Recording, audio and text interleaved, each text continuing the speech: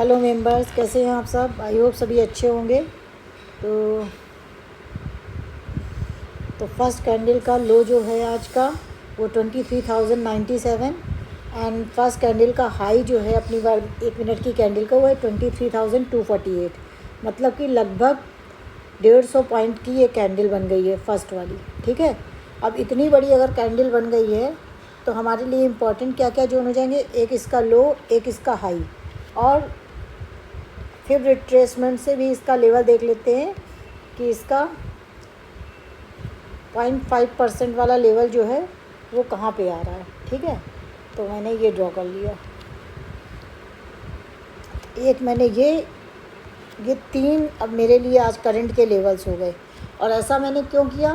क्योंकि मैंने जो लेवल्स दिए हुए हैं, एक 23,141 और दूसरा दिया 23,000 का राउंड नंबर, तो ये इन लेवल्स के पास में तो है नहीं। और ये कल वाले लेवल्स भी मेरी नज़र में है ही हैं कि कल का कहाँ पे हाई था, कहाँ पे लो था, तो वो मैंने पहले से ही लगा रखा है। ठीक है, तो अब मैंने क्या देखा, मैंने देखा कि जो आज की फर्स्ट कैंडल है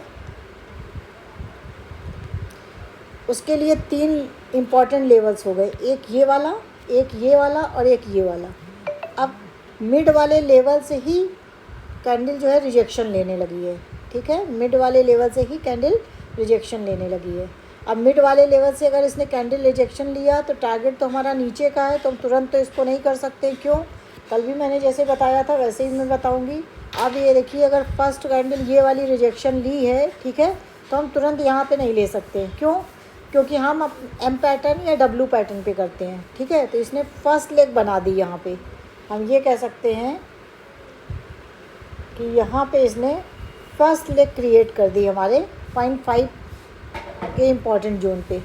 अब बात करते हैं कि सेकंड लेग अगर इसका कंफर्मेशन बना देगी तो ही हम लोग इस ट्रेड को एग्जीक्यूट करेंगे। अब दूसरी बार फिर इसने ये वाला लेग बना दिया।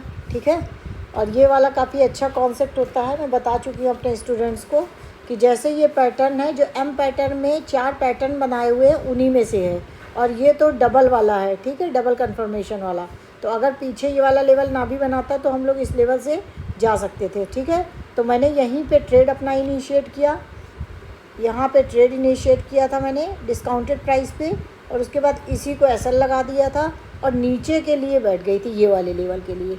ठीक है, देखो रिस्क रिवार्ड रेशो कितना बन रहा है, 1:3.41, यानी 1:2 से ज़्यादा बन रहा है। तो हमारा ट्रेड एकदम सही है, और इस वाले ट्रेड ने मुझे दे भी दिया। ठीक है, अच्छा यहाँ तक सोचा था वहाँ तक तो नहीं दिया, लेकिन 1:2 से काफ़ी ज़्यादा ही दे दिया मुझे। ठीक है, तो ये लेकिन सुबह के टाइम में होता क्या है, बहुत मॉर्निंग के टाइम में अगर आप करते हैं तो ट्रैप की तो कम उसमें चांसेस होते हैं, लेकिन एक तो आजकल विक्स वैसे भी ज़्यादा है, तो स्टॉप लॉसेस थोड़े से बड़े बन रहे होते हैं। ठीक है, लेकिन कुछ फ़ायदे हैं हर चीज़ के, तो कुछ नुकसान है। तो एक मेरा ये ट्रेड था।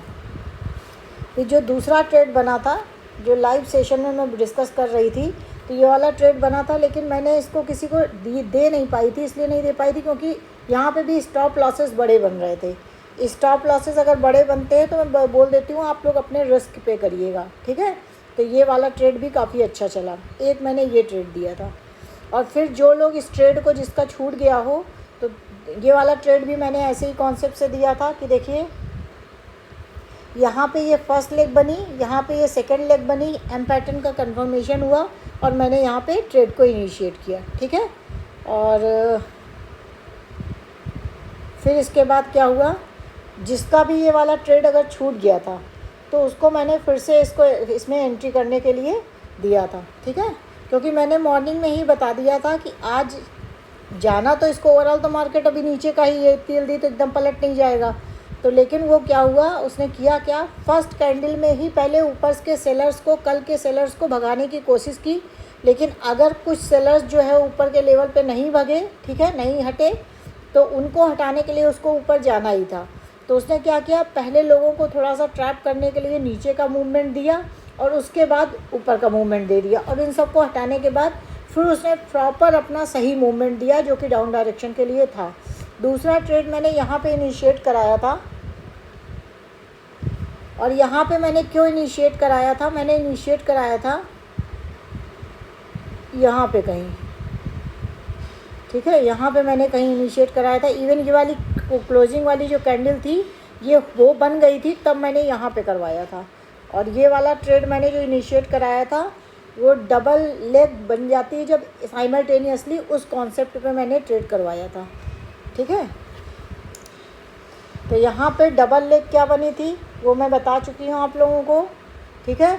यहाँ पे डबल डोजी बनी है और डबल डोजी का जब नीचे क्लोजिंग हो गया है, ठीक है, डबल डोजी का जब क्लोजिंग हो गया है और दूसरा इनसाइड पैटर्न भी बना हुआ है, दो पैटर्न अपने बने हुए, इसलिए मैंने ये वाले ट्रेड को इनिशिएट किया। फिर इसके बाद मैंने क्या किया था भाई, और इस वाले ट्रेड में तो मेरे ही बैच के स्टूडेंट हैं, मेरा ही वो लिया हुआ है, उनका 105 पॉइंट का उन्होंने प्रॉपर बुक किया था। 105 पॉइंट्स निफ्टी प्रीमियम में बुक करना बड़ी बात होती है। ठीक है। तो वैसे मैं तो सबको अभी जो सिखा रही हूँ क्योंकि तो सबको 1:2 के लिए कहती हूँ, लेकिन कुछ लोग जैसे कुछ लोग नए लोग हैं वो छोटे से ही पॉइंट से निकल जाते हैं, तो वो मैं उनको अवॉइड करने के लिए कहूँगी कि अगर आप एक बार रिस्क भी लेते हैं तो और 6, 7, 8 पॉइंट लेके निकल जाते हैं तो उस ट्रेड का कोई मतलब नहीं है, क्योंकि आप 2 बार ऐसा करेंगे किसी न किसी बार एसएल जाएगा तो वो सारा प्रॉफिट आपका चला जाएगा, हो सकता है आपके घर से भी पैसा चला जाए। ठीक है। तो हमेशा या तो ट्रेड इनिशिएट ही ना करिए, इसको ट्रेड को खेलने के लिए मत लीजिए, ट्रेड को क्यूरियोसिटी में मत लीजिए, ट्रेड को प्रोसेस में लीजिए। जो मैंने प्रोसेस बताया है उस प्रोसेस से अगर ट्रेड बन रहा है तो जब भी हम ट्रेड लेंगे तो मेरे दिमाग में माइंड मेकअप होना चाहिए कि या तो एसएल जाएगा या तो टारगेट जाएगा। ठीक है।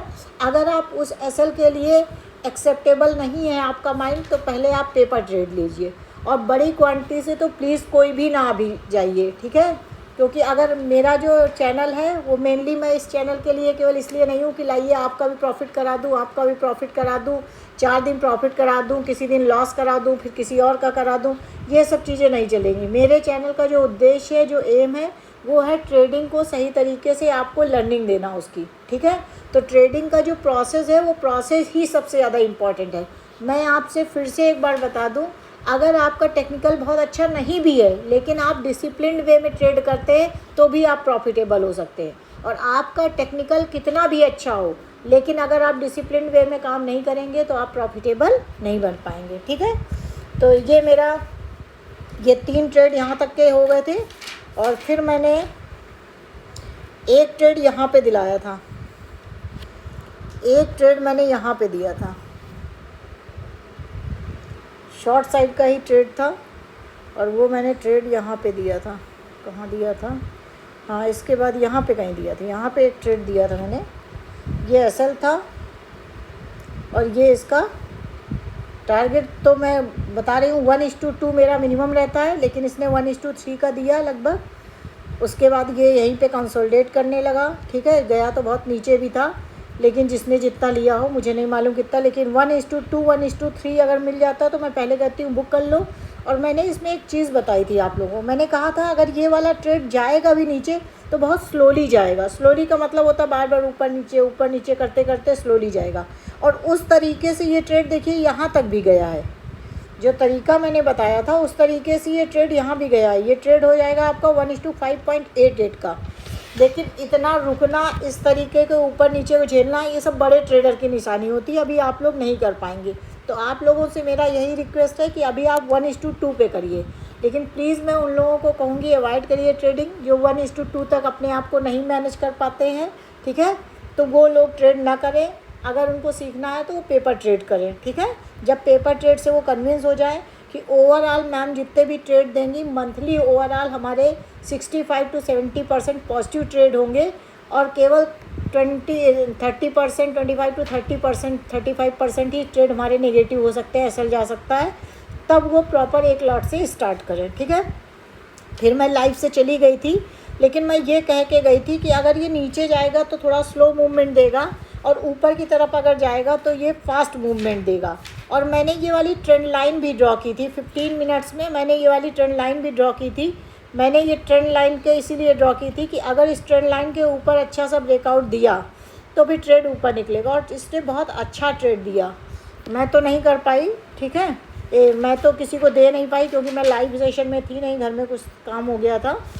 तो लेकिन यहाँ पे अगर कोई किसी ने मेरी बात को, मेरी साइकोलॉजी को कोई समझ पाया होगा तो अगर वो इस ट्रेड में गया होता तो उसको बहुत अच्छा प्रॉफिट होता। कैसे, यहाँ पे देखिए एक पैटर्न भी बनाया है, और ये पैटर्न पे हम लोग कैसे काम कर सकते थे, क्योंकि आप ये देख रहे हैं कितनी देर से मार्केट ऊपर जाने की कोशिश कर रहा है। जब भी इस तरीके का मूवमेंट आने लगे कि नीचे की तरफ स्लो सेलिंग है, तो इसका मतलब अब वो बाइंग में जाने के लिए प्रिपेयर कर रहा है अपने आप को। ठीक है, तो ये इंगल्फिंग पैटर्न बना था, और यहाँ पे बहुत अच्छा ट्रेड बन सकता था कि किसी को जाना था तो, और आराम से इसका ऐसा लगा देता और 1:2 के लिए पहले करता, लेकिन ये दे तो खैर ट्रेड बहुत अच्छा दे देता। ठीक है, तो ये बहुत अच्छा। ये जबकि कोई कहेगा मैम ये डब्ल्यू पैटर्न पे तो नहीं है, हम बिल्कुल मानते हैं ये डब्ल्यू पैटर्न पे नहीं है, लेकिन ये इस पैटर्न पे है।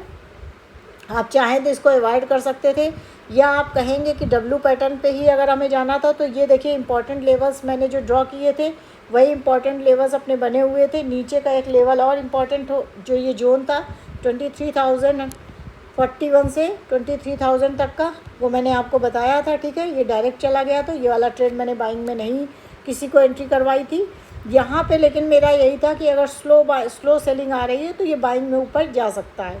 और इवन अगर थोड़ा जल्दी चला जाता है, काफ़ी लेट गया ऊपर, 2:15 बजे तक गया, अगर ये थोड़ा और पहले चला जाता 12:30 बजे वाला मूवमेंट में अगर ये चला जाता तो इसको और ऊपर जाना चाहिए था। ठीक है, मैंने ये भी कहा था कि अगर 23,499 या 23,500 के ऊपर गया तो फिर ये कल के अगर हाई को ब्रेक करेगा तो भी परसों के भी हाई के पास जा सकता है, लेकिन ये टाइम ही नहीं था तो बेचारा कहाँ से जाता है। ठीक है, तो ये मेरे हिसाब से आज के ट्रेड थे। अगर कोई कहेगा कि मैम डब्ल्यू पैटर्न से ये वाले ट्रेड कैसे थे, तो ये धीरे धीरे आपको समझ में आएंगे। ठीक है, ये वाला जो पैटर्न था, लास्ट वाला जो ट्रेड है वो मैं आप लोगों के लिए ऊपर छोड़ती हूँ कि ये वाले ट्रेड के लिए आपको अभी ज़्यादा परेशान होने की ज़रूरत नहीं है। आप बाकी के ये ट्रेड जो है मैंने मार्केट में भी दिए थे और ये आप कर भी सकते थे। ठीक है, हमें डेली डिसिप्लिन बनाना पड़ेगा, 1 या 2 ट्रेड में ही अपने आप को लिमिटेड रखना पड़ेगा।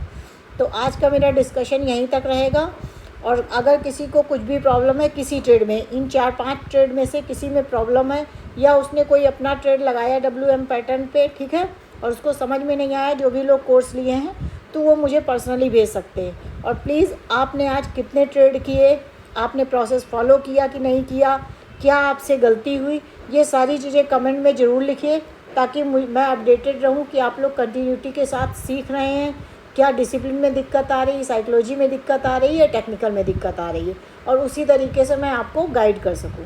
Thank you.